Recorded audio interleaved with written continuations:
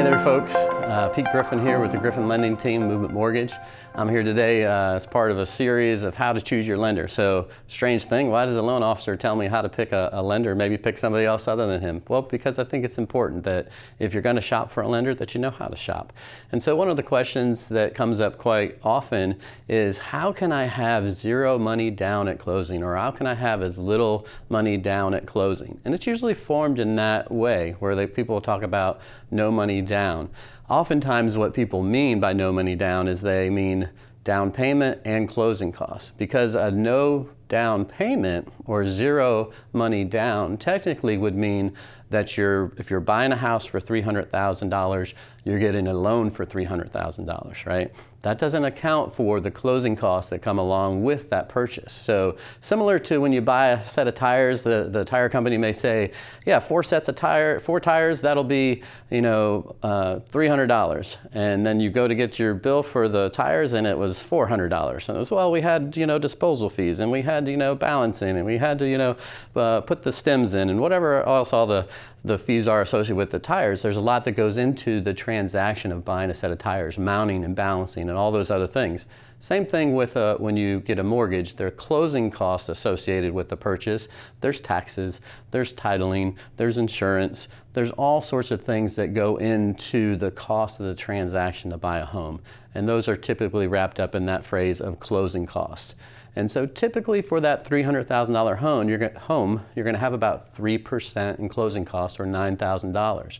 So if you're buying a $300,000 home, you really need $309,000. So if you're looking for no money down at all, nothing out of your pocket, what you're looking for is perhaps 100% down, 100% financing, and somebody paying those 3% or $9,000 besides you.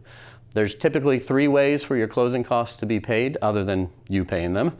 One would be the seller pays your closing costs. In our current market in 2022, that's not happening very often. I'd say probably 1 out of 200 is getting the seller to pay even a penny of closing costs. So in this particular market, not likely, but in other markets, it was common for sellers to pay that full 3%. In a buyer's market, that's very, very common.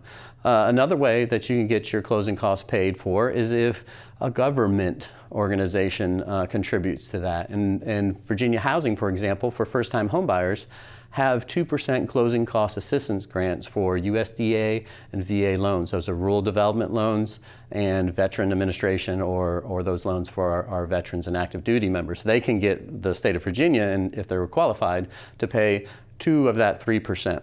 And then the third way, which is very common in this market where interest rates are a little higher, is some folks are accepting a slightly higher interest rate and getting the lender to pay those closing costs. So instead of getting, for example, 4.5% and paying 1 point for that rate, maybe you take 5% and I give you 1 point for that rate. So instead of you paying $3,000, I'm giving you $3,000 for a net difference of $6,000 that you now have to pay your closing costs. So it's becoming more common because people are realizing that the rate that they start with today, as rates cycle and go up and come down, they're probably not going to keep long term, and they very well maybe end up refinancing it in a year, 2 years, who knows.